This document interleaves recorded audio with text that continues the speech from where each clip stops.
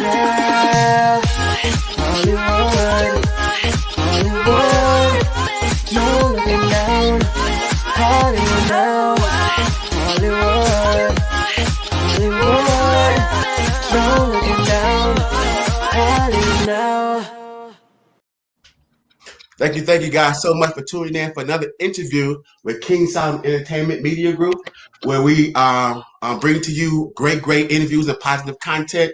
Another interview with Hollywood Now, where we interview with Hollywood star power, one-on-one influencers and insiders of the Hollywood industry. Thanks so much for supporting us, and thank our sponsors for what they do. We want to thank Heart to Heart for You, heal2heal.org. We want to thank the Tommy Washington Therapist Massage Group, as well as Dr. Amanda J. Rosette for the Physical Therapist Group as well. And last but not least, GQ Automotive Complete Services. Make sure you let them know you heard about them here on King Solomon Entertainment Media Group, and they'll give you the King Solomon discount. We're so excited about this interview. I'm saying we've been trying to get this interview for a long time. We're happy that it's finally here.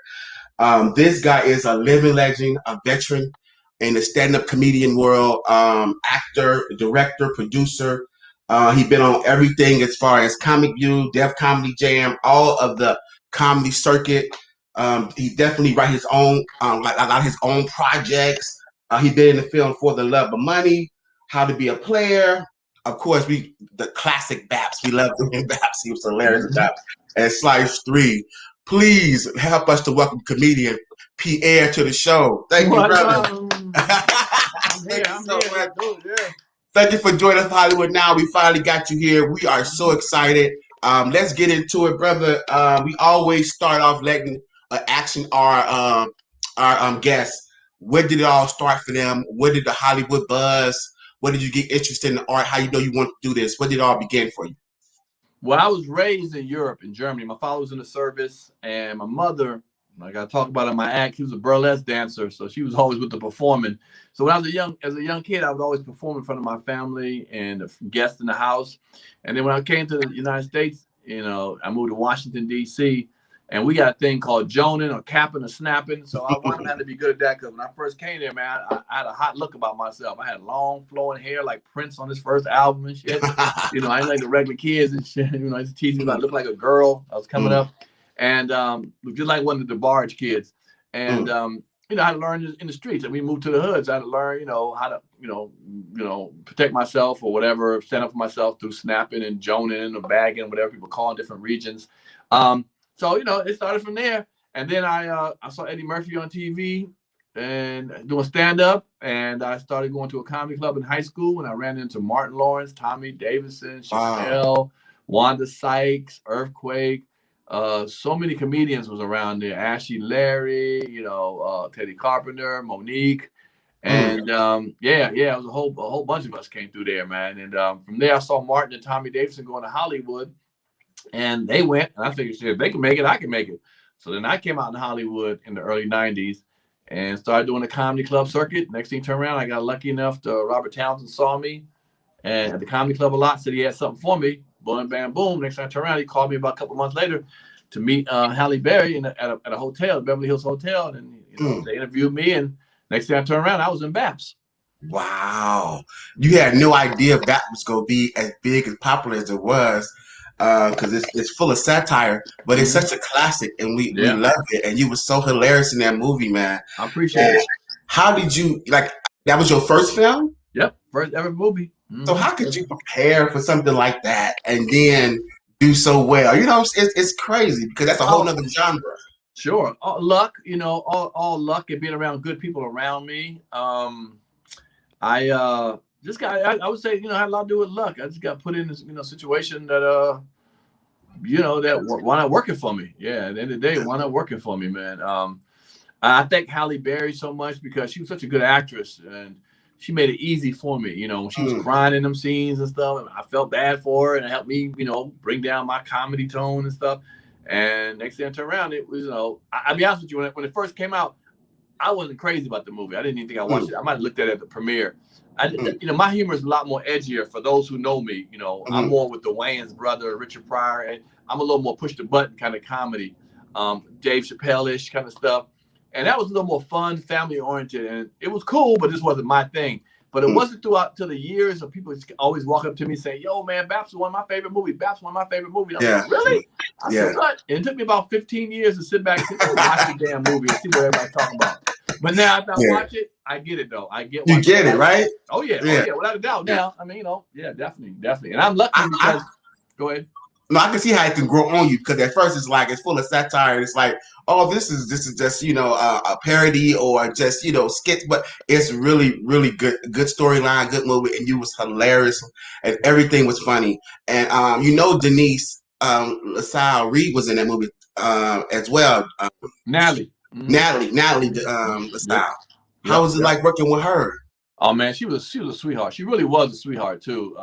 Some people say that just to say stuff, but she was. In fact, unfortunately, right before the pandemic, me and her were in rehearsals. We were doing a big play. We were going to do Baps to play, and me and her were the only original characters from the movie. And I got to hang with her and go through rehearsals with her. We were in LA going through rehearsals for like weeks and weeks and weeks. And unfortunately, the pandemic came and stopped it. It's going to be one of those black, touring plays. And then, unfortunately, she passed away. Oh my goodness, we losing a lot of great people, but to have worked with such great people, and I believe like iron sharpens iron, and some of that greatness just, if any of it could rub off, you know what I'm saying? Because you guys all are great and went on to do wonderful exploits in your own career individually, but that movie definitely added to your great repertoire. Yep. And so what was that like as far as honing your craft? A lot of great comics, like you said, come out of DC. And so what was it like? Because for comics, it's full circle. You start off telling jokes on stage, correct? But then it's like, I'm coming to see Pierre. I've been to a lot of your shows, and we going to see Pierre. We already know we gonna laugh. We know what we're gonna get. Well, how do you transition into that? Like to be able to hold the audience, they come to see Pierre perform instead of say, I'm coming to hear some jokes. Well, it's actually easier when people come to see you because they know your personality. They're there for you to win. I came up through the trenches of comedy clubs when, people didn't know who I was, or I was put on shows people didn't know. And I got to convince strangers who don't know me to, to laugh at me and think I'm funny. But like, let's say, let's talk about something. Let's say Cat Williams. When Cat Williams on the show, he's going to do well because people coming to see Cat Williams. They know his style. It wouldn't be like a, like say a, I don't know, Arsenio Hall crowd coming to see Cat Williams. You know what I'm saying?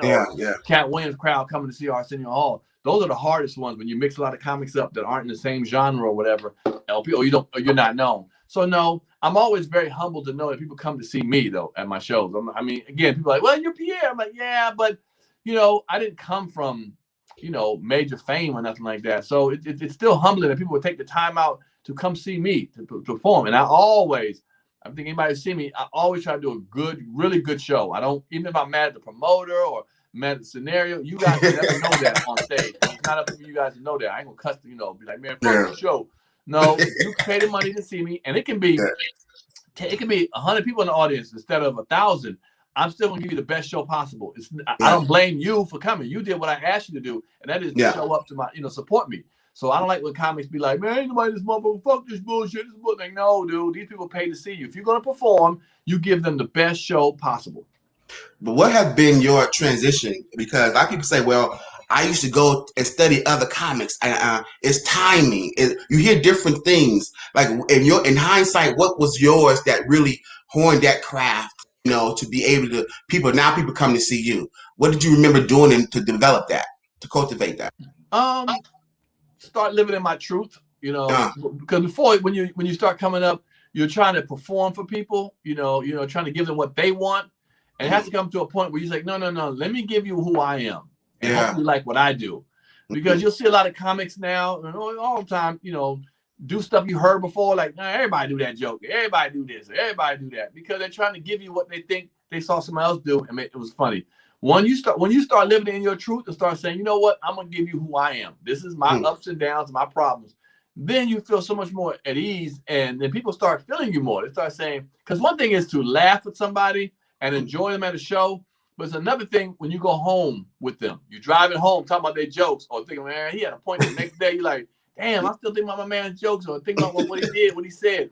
That's what you really want people to do. But some people are funny and then they'll do jokes. And then you go home, you're like, how was the show? Good. What are you talking about? A lot of shit. They were just talking about, it Yeah. was good, but I don't remember what he said. But when you can go home and remember what I said, that's what I love. We always talk about the Hollywood experience on here. In hindsight, when you came to Hollywood, was there this overwhelming embrace, or was this high competitive competition amongst other stand-ups, which is to be understandable, but was somebody that you remember who embraced you and said, hey, come on, I know you mentioned Robert Townsend was one. Anybody in particular you remember embracing you when you came and started touring the stand-up circuit? No. Okay. This is a dog eat dog world, brother. Y'all might want to seem like we pals and all that. They don't give a fuck about each other. They don't. We don't care. I mean, they don't. I'm being honest with you. They don't. And now they may not hate each other, but they'll step over a comic's corpse to get to the next stage quick as possible. Trust me. It is what it is in this business. This ain't basketball. This ain't football. This is a single sport. This is golf and tennis. You play by yourself. Yeah.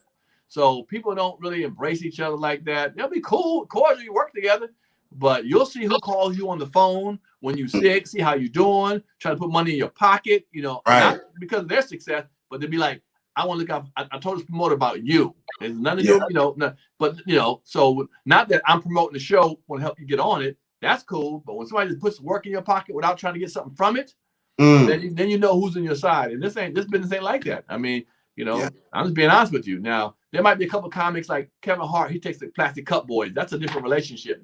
They are buddies. But you see how he keeps them. He ain't getting no one else in there. You know what I'm saying? Once you get them little crowd, your little crew, it's what it is. And Kevin's at a point where he can afford to do that. If Kevin wasn't making that kind of money that he could afford to do that, they would be all separate somewhere else. Trust me. You know what I'm saying? But they sit together because he's paying. I get it. But no, this is not a team sport. It's an individual sport. But thank God when you as good as you still survive because you could pretty much hold your own, and people, like I say, you have your following as well, and then you could stand on any stage and do well. Have anybody in the industry prior to you, parallel to you, gave you some great advice? Like anybody as far, I know you said Holly Berry was one, but anybody give you some this great advice, a fellow comic, another actor that gave you some awesome advice that you still horn on to today?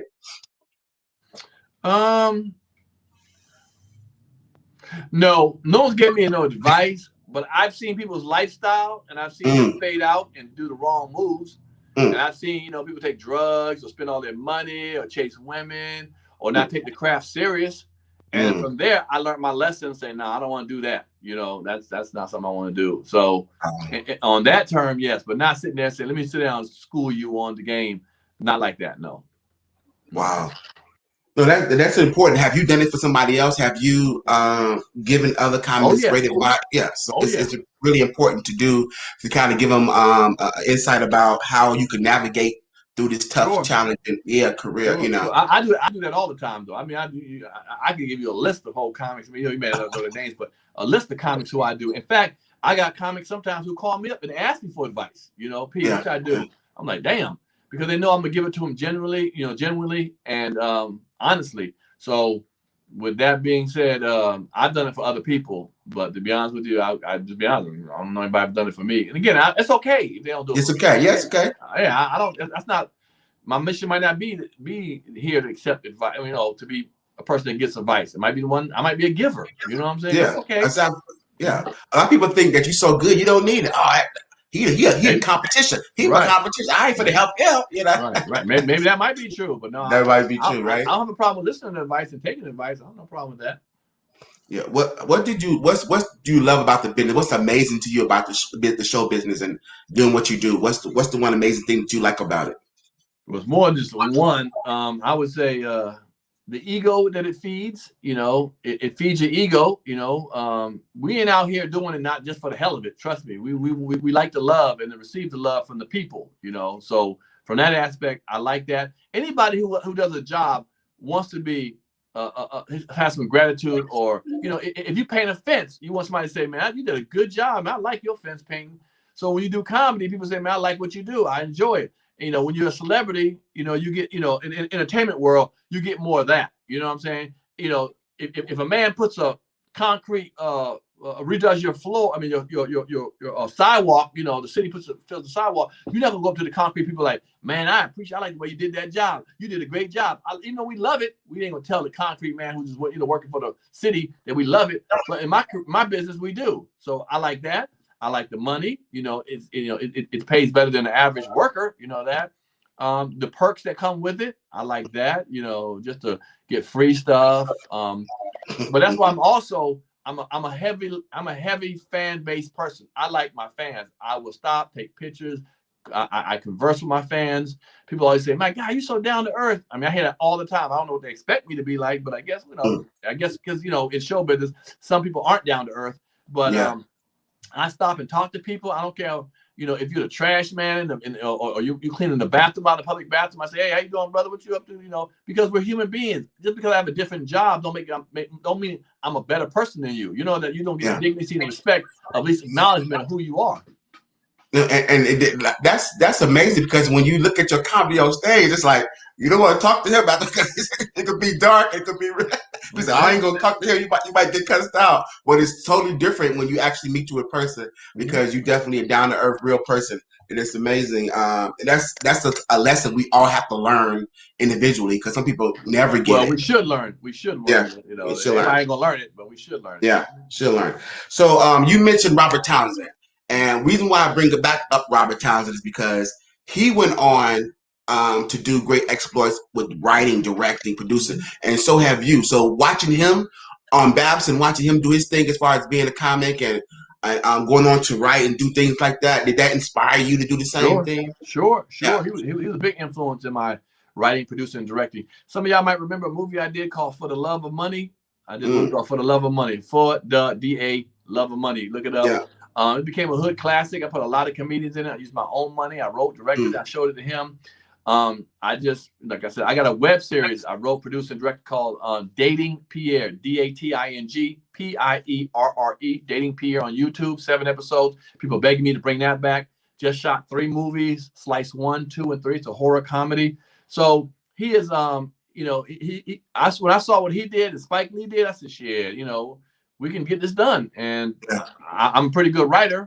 And so I write these things and, produce it, put it together, direct it, and I'm starring it. And I give a break to a lot of people in front of this camera and behind the camera, give them a chance to get in this business. So he's very encouraging. And so your podcast, tell us about that. I watch it. It's really good. Tell us about how that came about. I've had people ask me to do a podcast forever. I mean, seriously, beg me to come on, man, get a podcast for years. I kept saying, I'll make sure it's right when I do it. I'll make sure it's right. I just don't want to do a podcast and stuff unless I do it right. And so I got in business with a company called Comedy Hype, out of Atlanta. I was living in Atlanta. And they interviewed me one day and liked how my interview, and then they put me on a new show. They had the idea of a show. So we kind of built the show called Comedy Hype News, where it's like 3 analysts and a host. And we talk about what's happening in comedy, the news of comedy. And they like, I'm moving and grooving. And so part of the deal was that if I did the show, I want to use one of their rooms. They have a podcast room to shoot my podcast. So I knew I didn't want it as the normal podcast that everyone else does it. For those who go on it, YouTube, YouTube Comic Pierre, COMIC PIERRE. Go there. And I wanted to be different, a little fun, a little ignorant, and we got a game called Spin the Wheel at the end. You got to spin the wheel and answer these questions or do these crazy stuff the guests do to show the guests in a different light than what we just interviewed them in. I got a female co-host. I usually bring female comics on to sit next to our co-host. Give them some shine. I always like to give back to younger comedians, or people who aren't really known, give them a chance to be seen. And we talk about what happened this week to our lives, to anywhere from what's happening in the entertainment world or the world period. And then we go into interview our guests. And the guests I've had great people from Case the Singer to Life Jennings. I have Country Wayne. I'm a little Scrappy. I've had a whole bunch of people on my show. And the one thing I like about it, because I never really interviewed anybody. I'm mostly being interviewed. So I was like, I don't know how this works. And but I got a feel of it really quickly, how to listen, how to push the button and stuff and act, have fun. And I asked some crazy questions, some below the line questions. And when the people leave my show, honestly, they want to return. They tell me it's one of the funniest shows they've had, one of the best. They feel like they can let their hair down and talk shit. I had T.S. Madison on it. I had Coco Brown on it. People are like, yo, man, when I do your show, I just like I can say what the fuck I want to. I can have fun with you, man. And I like that because I don't want to be real stiff and stiff interview. So Comedy Hype liked what I was doing so much so that they said, you know what, let's bring it over to with our machine and let's get this thing done in another situation. So we moved it out of that room to a bigger room, different lighting, setting, and all that. And we're gonna start shooting those in May. So we have a new I got my podcast. It's called Pierre's Panic Room, and it'll come out in May through Comedy Hype. Well, I partnered with them through Comedy Hype, so it's gonna be a bigger look. No, it definitely is a good look already, and very exciting, and for it to grow to what it is, it just makes sense because it's very interesting. It's very interesting, and then you have some of the amazing guests that comes on there. Yeah. And so hopefully they continue to grow and do well because the potential is it's endless. So hopefully begin to Well, I'm hoping too, but there's so many podcasts, and see, here's the thing. There's so many podcasts out there that people have choices to pick that I'm just trying to stay in my lane and have as much fun as what I'm doing. I'm not really trying to compete against nobody. I'm not trying to compete to have the #1 podcast. I'm not putting that kind of stress on me at all. I got a podcast. The shit is funny as hell. We acting crazy. If it takes a while for y'all to get to the point and y'all start watching, that's okay. This is a marathon. It's not a sprint. So right. I'm not trying to do, man, my podcast funny, everybody's podcast, see my shit. Bro, if you want to see my stuff, come see it. If you don't, it's okay. I'm not going nowhere. And the next thing people are going to start saying, I like this. I like this. And I think that kind of pace is dope. People start seeing it. Now I got a machine that's going to start getting behind it and promoting it more in a bigger way. But, my thing is, hey, if you have time, you want to watch it and watch my guests and my style of interviewing, come on, watch it. That's all I'm going to say. It just gonna get better and better because if you already got a bigger machine behind you already, year 1, year 2, it's gonna get better and better because you cultivate it as you go and you just add to it. You tweak it and it just become better and better. It's really exciting. What type of advice would you give to anyone who's aspiring to be in the business to do this? What type of advice would you give them?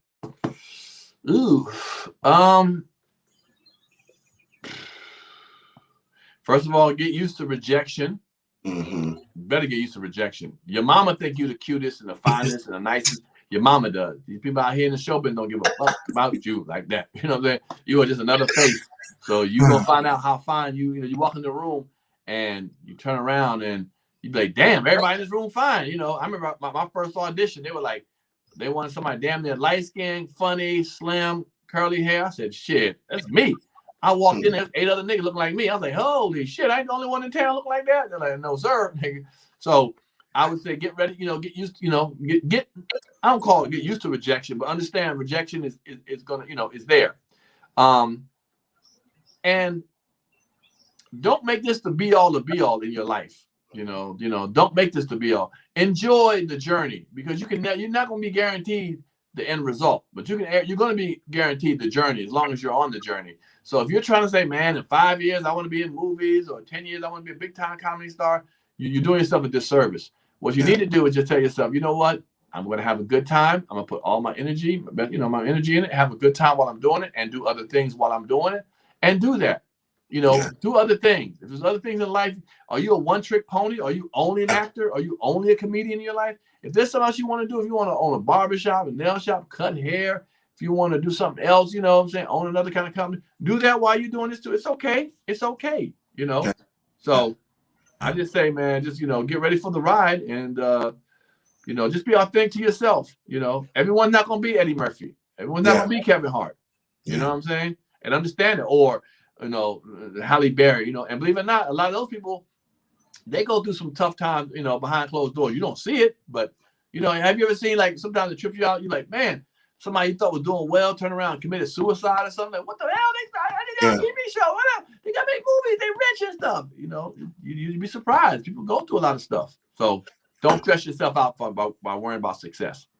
It's amazing. No, and plus they say a lot of comics life is real dark anyway. So, and then the life of Hollywood is real dark too. So you just gotta, get in where you fit in and do the best. You gotta make your own happy.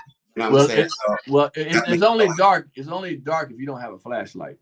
No, yeah, that's You know true. what I'm That's saying? true. Your flashlight can be other things to do. Get Yeah. yourself out there. Yeah. But we have we are now phase 3, 4, I believe, post pandemic. Now a lot of the comedy shows are starting to come back.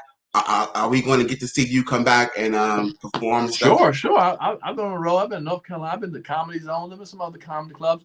Yeah, I mean, I got the shot. I got the first shot. So shit, vaccination shot. Lucky I ain't have it. I have never caught COVID, and I've been out there. I've been safe. I wear a mask and all that, but thank God, knock on wood, people around me have caught COVID. I'm like, damn, but not me. I've never caught it. So, and I got the first shot, so I got another one in about 2 weeks, and it's gonna be what it's gonna be. So yeah, you got the visor. You'll get the Johnson & Johnson next, huh? No, I get that. No, I got the Pfizer. You take 2 shots. The visor takes 2. Okay. Right. Yeah. Right. You take the first one in 21 days. You take the other one. Okay. So yeah. So I don't took it shit, and and you know what? If it takes me out, fuck it. I had a good life. Okay, so far. So it is what it is. What we're not gonna do is let COVID kill me. Okay. Man, that was tough, but we survived. We survived a lot worse.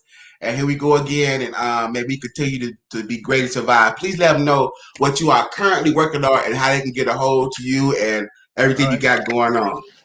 If you have social media, which I'm quite sure you do, because that's why you're watching this on social media. If you have IG, put in Comic Pierre, COMIC PIERRE. That's my most of my social media handles, even my YouTube channel. Like I said, just go put Comic Pierre on it. Like I said, we're gearing up for. I think I read up for a couple more months for Comedy Hype News. If you go to the Comedy Hype HYPE Comedy Hype News, I'm still doing that. Gonna release these 3 movies. I shot my own hour special called Make America Mixed Again. I shot in Hollywood at the famous Roxy Theater. That's gonna be pretty good. We get that out. And my 3 movies, Slice 1, 2, and 3. I'll be releasing them at the end of towards October. It's a horror comedy. It's basically what Black people would do in a horror movie. We ain't saving nobody, and if the ball bounces to the alley in the dark, we ain't going out there. Fuck that ball. I can buy another ball. You know what I'm saying? But whatever white folks do, we ain't doing it in this movie. Right. Okay? And and my new podcast, Pierre. Like I said, my new podcast. What's that? Panic Room. Yeah. Pierre's Panic Room. You know what I'm saying?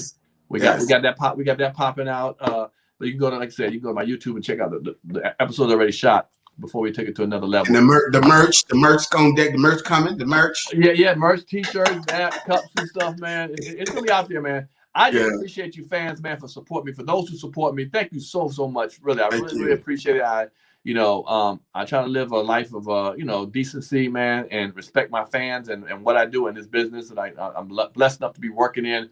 So I thank you guys for supporting me, and we got more things. I'm glad I appreciate you having me on your podcast, man. No, thank you so much for coming, and definitely come back again. Anything you got going on, you're welcome, and I'm sure you'll be back again. I appreciate you. Keep doing what you're doing, and the best to you. And thank you for being here today. Till next time. Thank you so much, Pierre. All right, brother. Thank you so much, brother. Have a good one. Thank you. You too. All right, buddy. There we go, guys. A great interview with comedian, actor, producer, writer Pierre. Watch his Panic Room podcast. We are so excited to have him on the show today. Instagram. Make sure you guys subscribe, man. King Solomon, ENTCO, and Symbol Media Group right there on the screen. Subscribe. We on Twitter, YouTube, Instagram, Facebook, as well as LinkedIn. Make sure you guys subscribe for us and share this video. Thank our sponsors again, GQ, Complete Automotive Services, physical therapist, Dr. Amanda J. Rosette for her services. We like to thank hearttoheartforyou.org and heal.org, as well as the Tommy Washington Massage Therapist Group. Please reach out to them. Let them know you heard about them on this platform. If you want to sponsor with us, please connect with us at our official website, KingSolomonEntertainment.tv. Comedian Pierre. Definitely check it out on YouTube, Instagram, Facebook, LinkedIn. Thank you guys so much. Till next time, King Solomon Entertainment Media Group, Hollywood Now. Yeah, Hollywood.